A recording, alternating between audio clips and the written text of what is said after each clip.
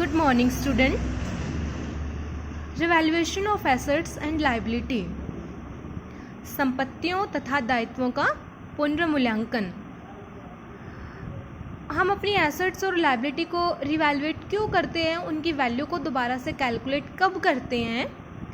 Mainly जब नया partner business में एंटर करता है, फर्म में एडमिट होने के लिए आता है, तो वो ये श्योर करना चाहता है कि फर्म की जो बैलेंस शीट है वो प्रॉपर बनी है या नहीं बनी है।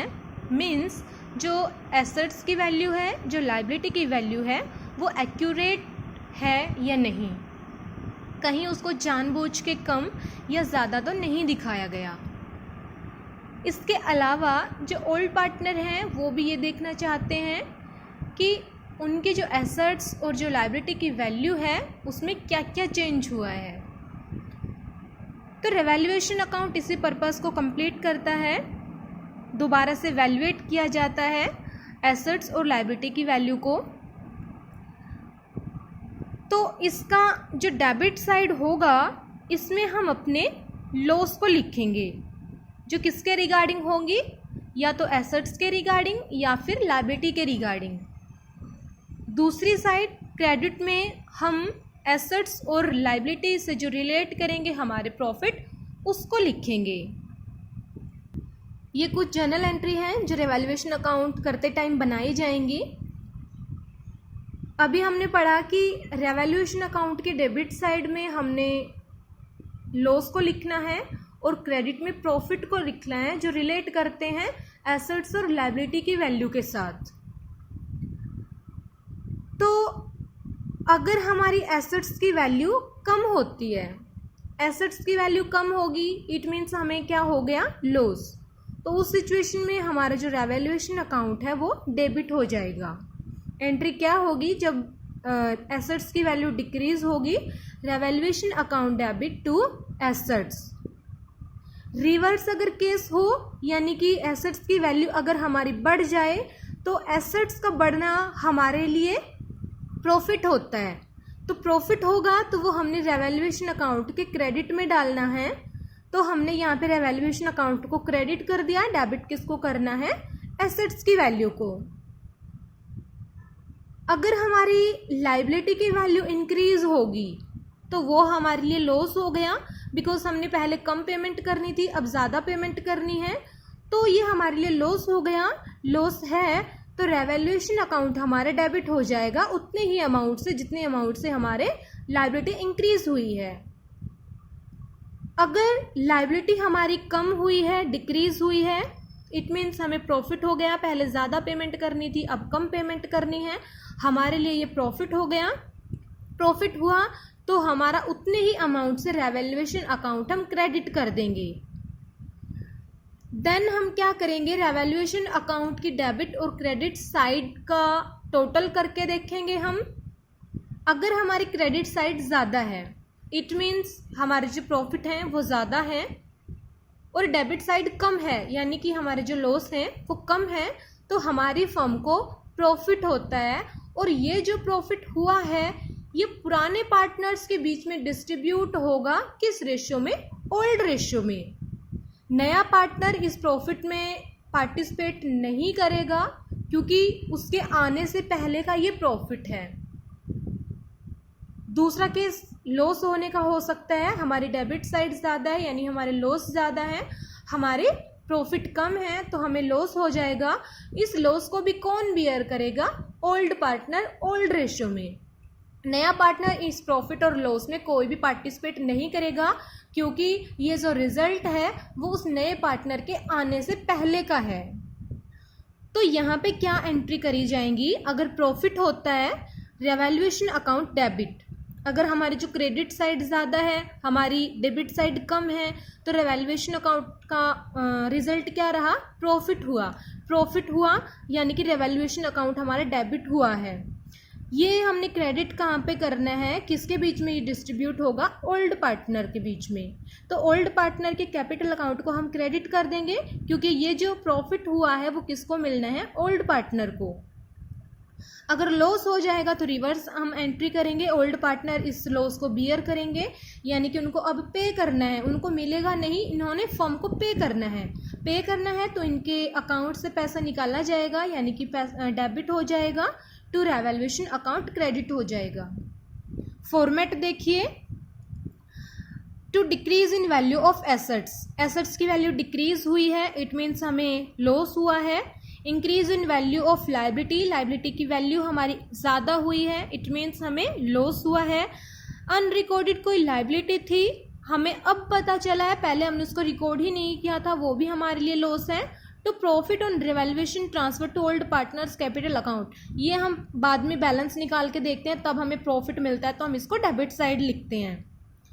क्रेडिट साइड में by increase in value of assets, assets की वैल्यू अगर हमारी बढ़ जाती है, लायबिलिटी की वैल्यू अगर हमारी डिक्रीज हो जाती है, या कोई अनरिकॉर्डेड हमारी एसेट्स है जिसका हमें अब पता चला है, वो भी हमारे लिए प्रॉफिट होता है। और यहाँ पे हम इनके बैलेंस डिफरेंस निकाल के देखते हैं, अगर हमारी डेबिट साइड ज़्यादा हुई तो हमें लॉस हो जाता है, जो ओल्ड पार्टनर के बीच में ओल्ड रेशियो में डिस्ट्रीब्यूट हम कर देंगे, ट्रांसफ़र कर देंगे उनके कैपिटल अकाउंट में। क्वेश्चन देखिए, the following was the balance sheet of Anurag and Bhavana who were sharing profit in the ratio of 2:3 and 1:3 as at 31 March 2012। 2012 की ये बैलेंस शीट दी गई है। अनुराग और भावना दो पार्टनर थे, उनकी प्रॉफिट शेयरिंग रेशियो 2:3 और 1:3 थी। लायबिलिटी साइड क्रेडिटर्स थे, दोनों की कैपिटल दी हुई थी। एसेट्स में कैश अमाउंट उनके पास था, सन्ड्री डेटर्स थे, स्टॉक था, प्लांट मशीनरी और बिल्डिंग थी। उसके बाद इन्होंने डिसाइड किया मोनिका को पार्टनर बनाने का 1 अप्रैल 2012 को डिसीजन लिया। तो जो मोनिका है उसको कितना पार्ट मिलेगा प्रॉफिट में? 1/3 प्रॉफिट में पार्ट मिलेगा। And was to bring 15,000 as capital and 6,000 as share of goodwill. 6,000 रुपये वो गुडविल के लेके आई है और 15,000 वो अपनी कैपिटल के लिए लेके आई है।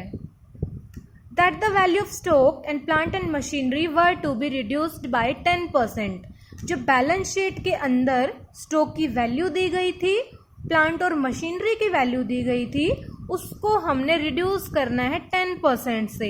इट मीन्स ये हमारे लिए लॉस हो गया, क्योंकि यहाँ पे जो प्लांट और मशीनरी है और जो स्टॉक है वो ओवर वैल्यूड हो गए हैं, हमने इनको कम करके दिखाना है तो हमें लॉस हो जाएगा। Next, that provision of 5% was to be created for doubtful debts. जो हमारे डेटर्स हैं उनके लिए हमने 5% प्रोविज़न बनाना है। सारे के सारे डेटर्स हमें पेमेंट नहीं करेंगे, 5% का प्रोविज़न हमने उनके लिए बनाना पड़ेगा, तो ये भी हमारे लिए लॉस हो गया। That the building accounts was to be appreciated by 20%। जो बिल्डिंग हमारी है उसकी वैल्यू को हमने 20% अप्रिशिएट करना है, मतलब कि बढ़ाना है। तो बिल्डिंग की वैल्यू हमारी कम है, हमने उसको 20% और ज़्यादा करना है, मतलब ये हमारे लिए प्रॉफिट हो जाएगा। Investment worth 1,400 not mention in the balance sheet were to be taken into account. 1,400 रुपये की इन्वेस्टमेंट की वैल्यू थी जिसको हमने बैलेंस शीट में मेंशन नहीं किया, उसको भी हमने अपने अकाउंट्स में अब रिकॉर्ड करना है। तो इनका हमें कोई अता पता था ही नहीं, ये हमारी इनकम है या नहीं, होगी भी या नहीं। तो अब हमें पता चला है 1,400 रुपये की पैसा हमें मिलेगा तो हमें प्रॉफिट होगा। That the amount of goodwill was to be withdraw by the old partner. जो नया पार्टनर 6,000 रुपये की ये मोनिका गुडविल लेके आई है, जो ओल्ड पार्टनर है वो उस गुडविल को विथड्रॉ कर लेंगे। पास necessary journal entry and prepare the revaluation account, capital account and the opening balance sheet of the new firm. Journal entry देखिए, जो स्टॉक है, प्लांट एंड मशीनरी है और प्रोविजन हमने जो बनाया डाउटफुल डेट्स के लिए, ये हमारे लिए सारे क्या हो गए? लॉस। स्टॉक की वैल्यू हमारी डिक्रीज हुई थी, प्लांट मशीनरी की वैल्यू हमारी डिक्रीज हुई थी, हमने डाउटफुल डेट्स के लिए प्रोविजन बनाया, वो भी हमारे लिए लॉस था। लॉस हो गया तो हमने रिवैल्यूएशन अकाउंट को इस टोटल अमाउंट से डेबिट कर देना है। चाहे तो हम इनकी सेपरेट एंट्री बना सकते हैं, बट ये एक ही नेचर के हैं हमारे जो हैं ट्रांजैक्शन है, तो हम इसको एक ही एंट्री से हमारा काम चल सकता है। Then building account debit, investment account debit to revaluation account. Statement में हमने पढ़ा, जो क्वेश्चन में गिवन थी, वहाँ से हमें पता चला था कि बिल्डिंग की जो वैल्यू है उसको हमने इंक्रीज़ करना है, और इन्वेस्टमेंट की जो 1400 रुपये की जो वैल्यू है अभी उसका हमें पता चला, पहले हमने रिकॉर्ड ही नहीं कर रखा था उसको। तो 10,000 का हमें ये प्रॉफिट हुआ है, 1400 रुपये का हमें ये प्रॉफिट हुआ है, तो रेवैल्यूएशन अकाउंट को हमने टोटल अमाउंट से क्रेडिट कर देना है। इसको भी हम चाहें तो अलग कर सकते हैं दोनों की एंट्री को। उसके बाद हमने रेवैल्यूएशन अकाउंट के डेबिट और क्रेडिट साइड का डिफरेंस निकाल के देखा, तो हमें 5,415 का प्रॉफिट हुआ। देखिए हमारा रेवैल्यूएशन अकाउंट 11,400 रुपये से क्रेडिट है, बट डेबिट कितने रुपए से है? 5,985 रुपये से। तो हमारा जो प्रॉफिट आया, हमारी जो डेबिट साइड कम आई है वो कितने अमाउंट से आई है? 5,415। ये वो प्रॉफिट है जो ओल्ड पार्टनर को ओल्ड रेशियो में डिस्ट्रीब्यूट होना है, नए पार्टनर को कोई भी इसमें पार्टिसिपेट नहीं करना। तो revaluation account debit to Anurag capital account to Bhavana capital account, इनकी कैपिटल अकाउंट को क्रेडिट कर दिया जाएगा जितना प्रॉफिट इनको मिलेगा। ये प्रॉफिट टोटल हुआ है, ओल्ड रेशियो में हमने इनको ये डिस्ट्रीब्यूट कर दिया। देन जो मोनिका आई है वो कैपिटल लेके आई है, गुडविल की वैल्यू लेके आई है, टोटल कैश अकाउंट डेबिट 21,000 रुपये फर्म में ये पैसा आया है, 15,000 रुपये वो एज ए कैपिटल लेके आई है, 6,000 रुपये वो एज ए गुडविल लेके आई है, टोटल पैसा 21,000 रुपये का आया। Then premium for goodwill account debit to Anurag capital account to Bhavana capital account, ये जो मोनिका 15,000 रुपये की कैपिटल लेके आई है ये इसकी खुद की कैपिटल है। ओल्ड पार्टनर को इस कैपिटल में कोई हमने पार्ट नहीं देना क्योंकि ये इसी की कैपिटल है। ओल्ड पार्टनर को क्या मिलेगा? गुडविल में पार्टिसिपेट करना है, यानी कि ये जो गुडविल की वैल्यू है ये ओल्ड पार्टनर को डिस्ट्रीब्यूट करनी है। तो 6,000 रुपये की जो वैल्यू है गुडविल की वो ओल्ड पार्टनर को मिल जाएगी सैक्रिफाइस रेशियो में। सैक्रिफाइस रेशियो कैसे हम निकाल लेंगे? Old ratio minus new ratio. तो जो अनुराग ने सैक्रिफाइस किया है मोनिका के लिए वो वाला पार्ट इसको मिल जाएगा, और भावना ने जितना सैक्रिफाइस किया है मोनिका के लिए जो गुडविल वो लेके आई है उसमें उसको पार्ट मिल जाएगा। टोटल ये 6,000 रुपये लेके आई थी। सैक्रिफाइस रेशियो हमने निकाल के देखी, वो हमारी आई 2:1। उसके बाद क्वेश्चन में गिवन था कि जो ओल्ड पार्टनर हैं वो गुडविल विथड्रॉ कर लेते हैं, पार्टनर फर्म में ही नहीं रहने देते उसको, अगर वो निकाल लेते हैं तो उनके जो कैपिटल अकाउंट है वो डेबिट हो जाएंगे, उनकी जो कैपिटल है वो कम हो जाएगी, डेबिट हो जाएंगे टू कैश अकाउंट, फर्म से पैसे चला जाएगा। रेवैल्यूएशन अकाउंट जनरल एंट्री अगर समझ में आ गई है तो ईजिली इसको आप बना सकते हो। हमने यहाँ पे प्रॉफिट अपने लिखने हैं, बिल्डिंग की वैल्यू हमारी इंक्रीज़ हुई 10,000 रुपये से, बाय इन्वेस्टमेंट हमारे जो 1,400 रुपये की ये वैल्यू के हमें इन्वेस्टमेंट मिले, इनको हमने क्रेडिट कर दिया, टोटल कर लिया, और कोई भी ऐसी एंट्री नहीं थी, ऐसी कोई एडजस्टमेंट नहीं थी जिससे हमें प्रॉफिट हो। डेबिट साइड चलते हैं। स्टॉक की वैल्यू हमारी कम हुई थी, प्लांट मशीनरी की वैल्यू हमारी कम हुई थी, डाउटफुल डेट्स के लिए प्रोविज़न हमने बनाया था, ये सारे हमारे लिए लॉस थे। इसके अलावा कोई और लॉस हमारा नहीं है। देन हमने टोटल किया 11,400 हमारा यहाँ पे आया, और ये हमारा आया था 5,985 रुपये। ठीक है, यहाँ पे जनरल एंट्री में हमने इसका टोटल किया था, तो डेबिट का हमारा टोटल आया था 5,985 रुपये। तो रिमेनिंग जो अमाउंट बच गया 5,415 रुपये का, ये हमें हो गया प्रॉफिट। अनुराग और भावना को ये प्रॉफिट हम डिस्ट्रीब्यूट कर देंगे इनकी ओल्ड रेशियो में। देन हम कैपिटल अकाउंट बनाएंगे।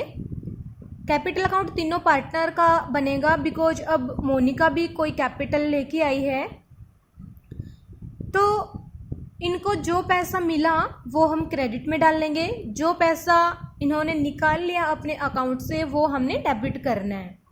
देखिए इनको क्या क्या मिला। बाय बैलेंस BD 30,000 रुपये और 20,000 रुपये ये अनुराग की कैपिटल थी, ये भावना की कैपिटल थी मोनिका के आने से पहले जो बैलेंस शीट में ये गिवन है।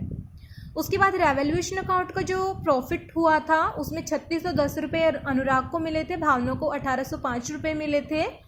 बाय कैश अकाउंट 15,000 रुपये मोनिका अपनी कैपिटल के लिए लेके आई है, 15,000 रुपये ये इसके अकाउंट में ट्रांसफ़र कर दिए।